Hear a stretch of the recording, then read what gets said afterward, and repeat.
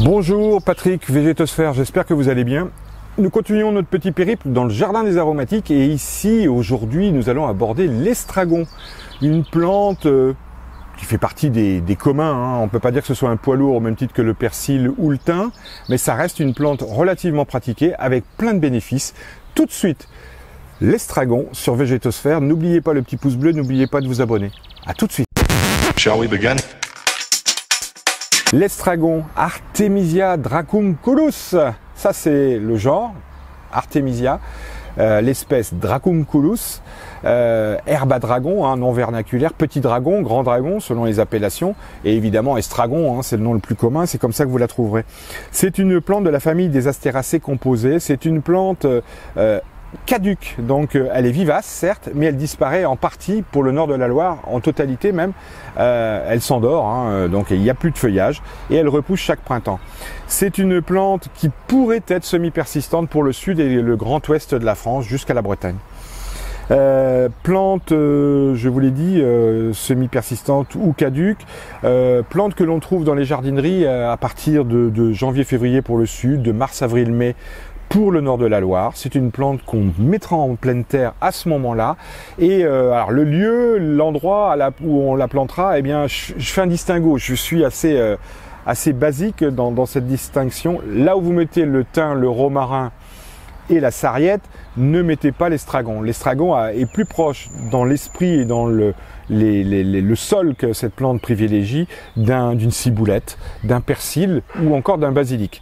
Donc c'est une plante qui réclame un peu de soleil évidemment, mais une terre profonde, fraîche, humide, une terre qui ne séchera pas totalement en été parce que ça peut coincer du point de vue de la sécheresse. La culture, la plantation en tout cas, donc arrivage, donc je l'ai dit tous les printemps. On la plante tout de suite, un bon petit terreau de plantation fait parfaitement l'affaire. Ah, il est peut-être possible de la mettre en jardinière, mais alors là il faut absolument prendre l'estragon Artemisia dracunculus. Il faut surtout pas prendre le russe qui lui peut monter jusqu'à 1,50 m, donc on va privilégier l'Artemisia dracunculus. Soyez très vigilants sur les étiquettes, on y revient tout de suite après.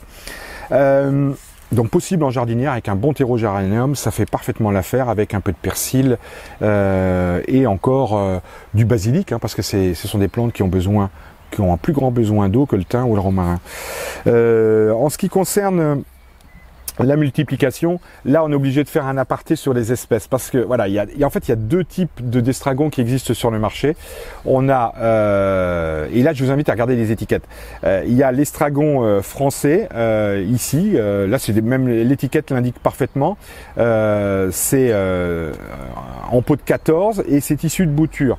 L'estragon traditionnel, Artemisia dracunculus, est stérile. Il peut fleurir, il fait une fleur blanc verdâtre, blanc jaunâtre, c'est pas très beau et dans tous les cas il faut essayer de l'éviter parce que dès que les aromatiques fleurissent, on est sûr et certain que le feuillage, ou en tout cas ce qu'on prélève pour le parfum, les odeurs, pour le côté aromatique de la chose, eh ben on perd beaucoup. Donc dès qu'un thym rentre en fleur, on perd en saveur et idem pour tous les autres aromatiques.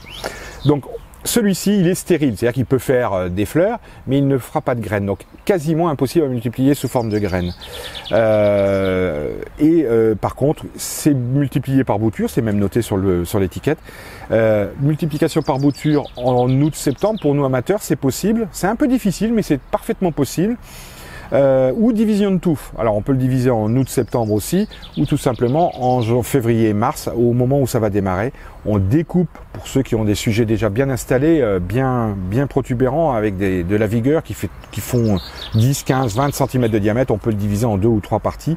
C'est tout à fait supporté, et au contraire ça va même régénérer la plante, ça va lui faire le plus grand bien. Donc voilà pour les méthodes de multiplication.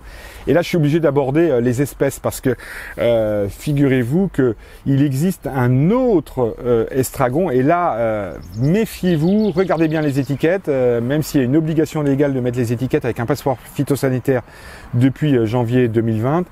Le souci c'est l'arrivée d'un estragon dit de Russie. Il existe l'estragon de Russie et très honnêtement, la plupart des magasins mettent bien estragon de Russie, mais parfois les étiquettes elles se perdent. Et l'estragon de Russie, il est nettement plus haut, comme je vous le disais tout à l'heure, donc il n'est pas indiqué pour les jardinières et les bacs. Là, il y a un petit oiseau qui chante sacrément bien. Et surtout, alors au départ, le feuillage est tout à fait similaire. et ensuite on s'aperçoit au bout de quelques semaines qu'il est un peu poilu. Et ce feuillage, il est beaucoup moins savoureux. D'ailleurs, le nom latin, le nom français, c'est Estragon de Russie, et le nom latin, c'est Artemisia dracunculus inodora, inodore. Eh oui, il est peut-être plus costaud, on peut le multiplier par graines, il est plus fort, il y en a plus pour tout le monde, mais alors pour la saveur, vous repasserez. Malheureusement, l'estragon de Russie, qui est aussi beaucoup plus costaud, il a quand même des avantages.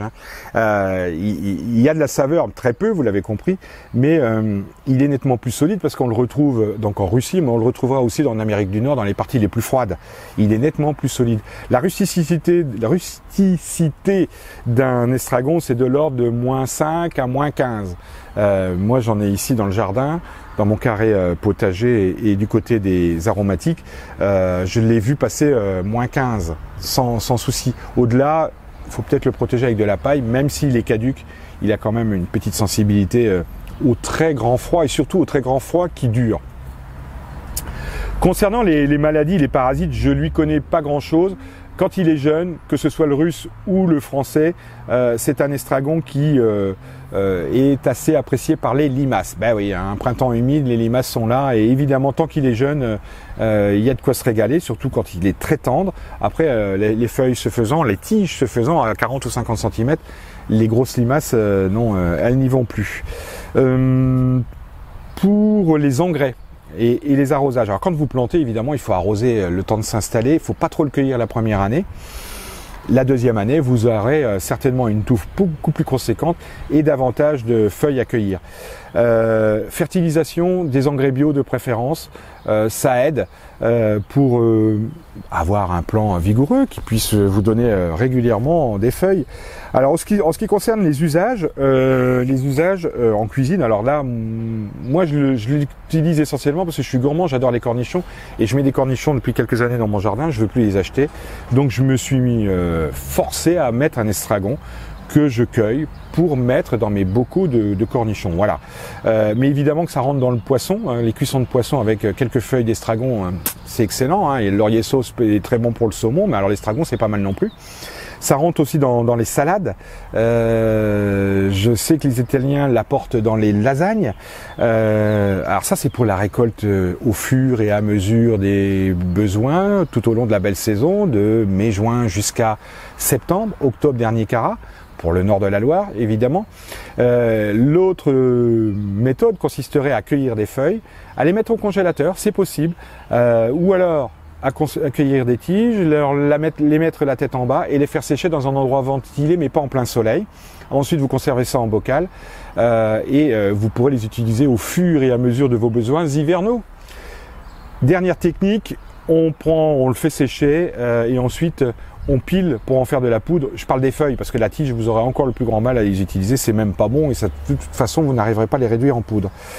Ça c'était pour le côté cuisine. En ce qui concerne les bienfaits santé, alors je sais que c'est riche en vitamine K, que c'est bon, que c'est riche en fer, en manganèse, on va y arriver. C'est aussi une plante qui a beaucoup de vertus, selon les écrits, je ne l'ai pas vérifié. C'est un antioxydant.